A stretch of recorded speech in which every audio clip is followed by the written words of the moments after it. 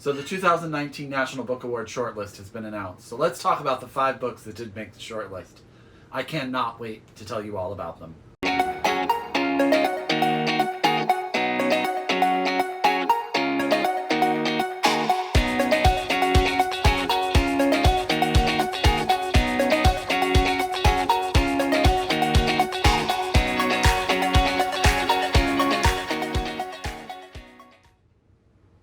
Hi everybody and welcome back to my channel. It's Russell with Ink and Paper Blog. How are you doing today? I hope you are having a fantastic week, and I hope your reading is going very, very well. It is an exciting time. A lot of award lists are coming out, a lot of Nobel Prizes are being announced, lots of stuff in the bookish world to talk about. But this week they announced the National Book Award shortlist, and so what I thought I would do is I would split my review of the National Book Long List into 2 sections. And today we're going to talk about the 5 books that did not make the shortlist, and one of them, well actually 2 of them, I'm pretty heartbroken that they didn't make about it. So we're going to talk about them just in alphabetical order by author, and these are the 5 books that did not make the National Book Award shortlist. I will do a video before the winner is announced of the shortlist so you guys can see my opinion of those 5 books, and I will pick a winner from those 5 books. So let's get started. The first book is Fleischmann is in Trouble by Taffy, Brodesser-Akner. This book is very interesting. So here's sort of the premise. The book starts from the point of view of Toby Fleischman.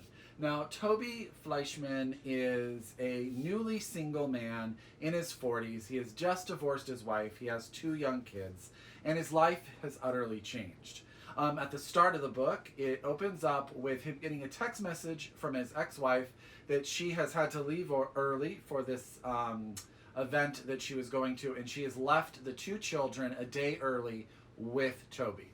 And that sort of sets off an entire series of events. What happens is his ex-wife sort of disappears. Now, Toby Fleischman, to be honest with you, is one of those characters that's very easy to dislike. He's a newly single man in his 40s who has never sort of felt attractive or ready for the world in a sort of romantic, sexual way. And so there's a lot of instances of him getting on the dating apps and doing a lot of that kind of stuff. There's a lot of sexual exploration. He has been married for quite some time, and really his wife is the one and only woman he has spent a significant amount of time in a relationship with. And so what's interesting is he is a character who is coming into his own as a single man. And what happens is once he gets the children full-time in their custody battle, he winds up with the children mostly on the weekends starting Saturday morning, and then his wife has the children during the week. He sort of is thrown into this world of full-time dad. Now, what's really interesting is he's super unreliable as a narrator, because as you learn, there is a bunch of stuff that's being said by him that starts to not 100% make sense. And a lot of that has to do with how he perceives his ex-wife, Rachel. She comes off from his point of view as very difficult, not involved in the life of the children, more career driven, and he just has this really negative perception of her. However, as the book goes along and we're sort of getting his point of view, we start to sort of question whether or not he's really truly understands who his wife was before he left her. Now, one of the issues that I had, there is also a 3rd narrator in this book who is like a friend of Toby's from when he was in his youth, who he comes back to, and she sort of adds a narrative angle, an examination of Toby, also of herself and her marriage through the eyes of what Toby is going through. And then what's really, really fascinating, and I think the strongest part of this novel, is at the end of the book, the last section is actually everything, the perspective of the relationship and marriage of Toby from Rachel's point of view, which sort of flips everything we've been given, not on its head 100%, but it gives you a very different idea of all of the dynamics. This book is an interesting, very clever discussion about how a relationship can be looked at from 2 completely different angles, and how those angles can create in each person that's in the relationship's mind a very different experience. I liked this book. I did not love this book. And the problem is, Toby is so unlikable at times that he's unsympathetically unlikable. Like, there's just something about him where you want him to stop, and I don't know if whining's the right word, feeling sorry for himself. Maybe that's more of it. And it just sort of gets obnoxious. And eventually, I started to see the holes in his story, so I started to dislike him more and more as the story goes along. And for me, that became problematic because I didn't care so much about what his end was going to be. What Taffy does amazing is, even though we are getting Rachel from Toby's perspective, she is a fully formed woman that is so complex that I was waiting to learn more about her, which I really enjoyed, but I'm not sure if that was the point. I liked it. I didn't love it. It's actually really well written. She's got a good turn of phrase. She's got a good way of telling a story. It bogs down a little bit in the middle, but I definitely enjoyed it. I definitely think that I could have read a book more about Rachel than Toby, but I see why it made the list. It definitely had something new and different to say about relationships, and so that is Fleischmann is in Trouble by Taffy, Brodesser-Akner.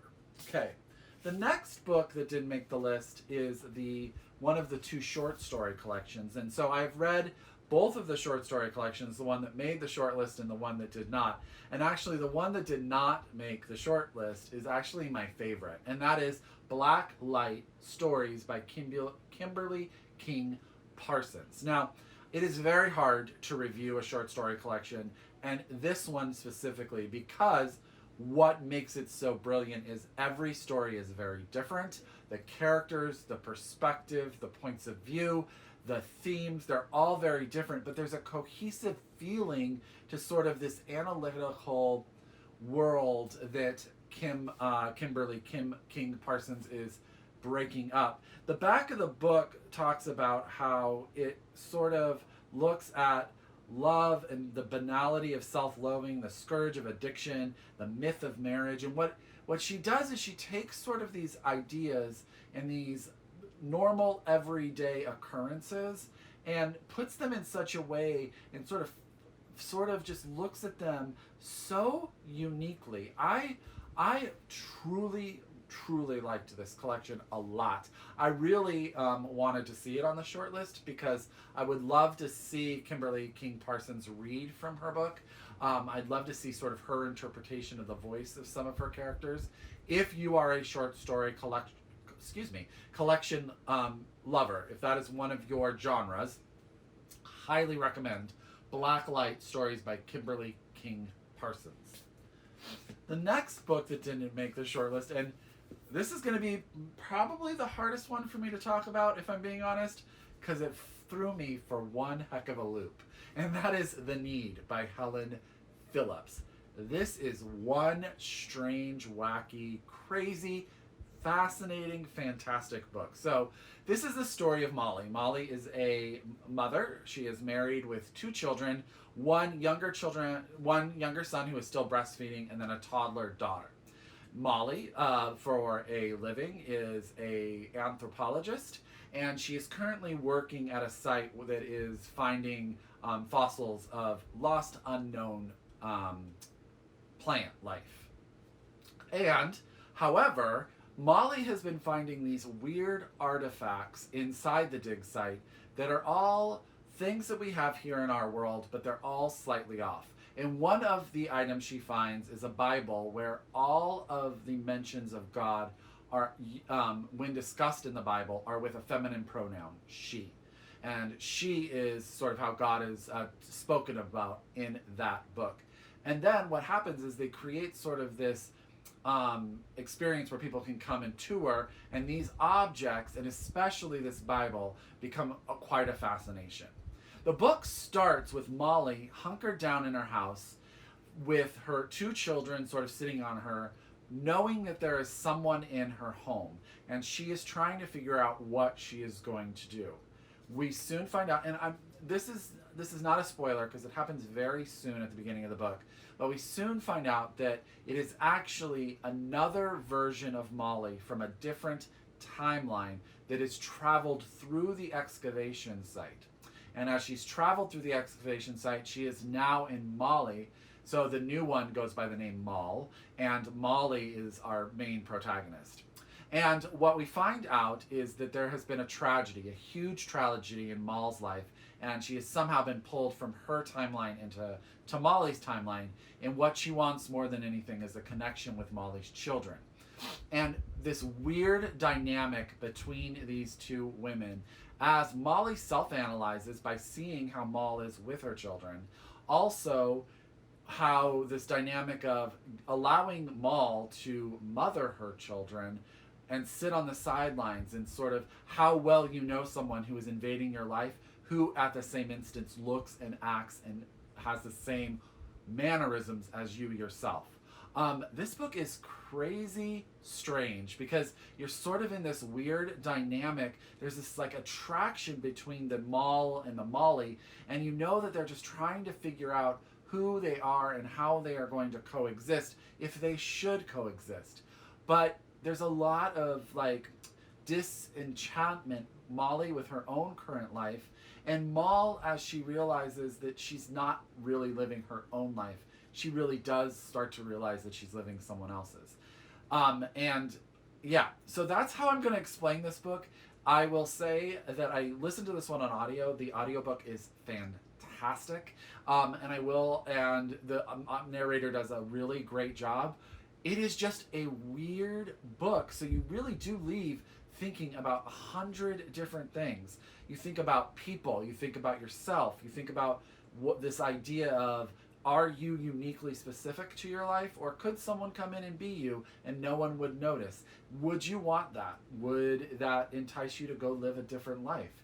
And it makes you reevaluate the relationships that you have in your current life. So I really liked this one. I actually thought this one would make it to the short list because I think it has a lot of powerful discussion topics.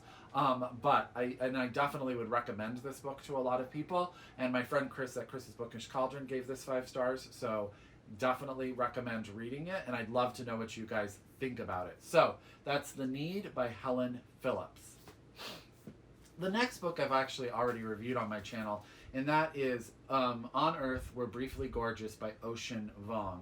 This is a fictional letter between a character named Ocean to his Vietnamese mother, who is illiterate and unable to read. In this letter and discussion with his mother, he is really going over their relationship, his own sexuality, his growing up, his coming to terms with who he is, and he's having some very frank conversations with his mother about who she was and how that helped him develop who he is, and also some things that she may have missed in their relationship and their development together as he grew older. I struggled with this book a little bit. Ocean Vuong can write a sentence, he can write a paragraph, he can really, really write. He is phenomenal. However, this book lacked a sense of connection to me because I didn't know where or what the point was. Because it is a bit disjointed through the whole thing, I felt a little bit lost to the overall narrative. Now, that being said, I would highly recommend you read this book because Ocean Vuong is a writer that I feel that we are going to be reading for a very long time, and he is a phenomenal, phenomenal wordsmith. This book just didn't sit in my comfort zone in that I just didn't connect with it the way that I hoped I would, but I definitely see why it made the long list. I'm actually surprised also, I'm surprised at everything can't make the short list, so there you go. But this is On Earth We're Briefly Gorgeous by Ocean Vuong. Definitely read it. Definitely enjoy the language. A lot of friends of mine have really enjoyed this book. So if you don't need that connection and you just want to sort of get lost in the language and his ability to bring all of those imagery, there is a scene in here where his mother, who works at a nail salon, does a pedicure on a woman who has one leg and is missing a leg. And the woman asks the mother to sort of pretend to massage the missing leg because she still has phantom pain. That is one of the most powerful scenes I have read in a book this year. And I will think about it constantly. So there's definitely a lot in this to read. I highly recommend that you do it. It just didn't completely work for me. But again, On Earth We're Briefly Gorgeous by Ocean Vuong. Last but not least is the travesty, in my opinion, that this book did not make the shortlist, and that is The Nickel Boys by Colson Whitehead. This book, to me, I have 2 more books to read. I just started Trust Exercise, and I still need to read Black Leopard, Red Wolf. And so that's it. But this, to me, is by hands down the strongest of the 8 that I have read so far. This is the story of a young boy who is trying to his grandmother and him are working towards him breaking out of sort of the poverty and educational level of his community. He is very smart, very bright. He's starting to take classes at a college, and he's really on a path to do things with his life. When he is in the wrong place at the wrong time, he gets in a car, needs a ride, and that car is stolen, and he is thrown into the Nickel Academy, which is a school that Colson Whitehead researched that really existed in a part of Florida where it was a reformatory school for young boys who were considered in need of sort of reformation from their attitudes and the decisions they were making. The main character, I'm blanking on his name, Elwood goes there. He is not someone who has done anything or committed any crime, but he goes there, he meets another boy, they become friends. It's a story about the atrocities that occur at this facility, but it's also a story about friendship and connection.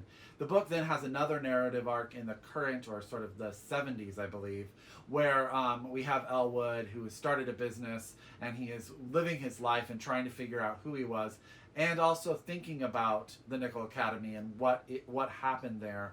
And we learn a lot about that place. This book is heart-wrenching, and it just hits you in the gut. To me, this is one of Colson Whitehead's best books, absolutely to date. I may think it's his best book, which is a fine line, I know. But to me, that this isn't on the short list just blows my mind, because this book is phenomenal. So that's The Nickel Boys by Colson Whitehead. So those are the 5 books that did not make, I'm going to try to hold them up here for you. Those are the 5 books that did not make the National Book Award shortlist for fiction for 2019. I would say all of them are worth a read. I absolutely feel that all of them were worth my time, and I am glad that the National Book Award put them on their long list, because a few of them, like The Need, Fleischmann is in Trouble, and Blacklight, I probably would not have read if it didn't make this list. So, as always, if you are a return subscriber to my channel, I thank you so very much. If you are a new person to my channel and this is your first video, please come back, please subscribe. Love to have you back. As always, I always encourage you to shop locally, read globally, and until next time, I'll talk to you later. Bye!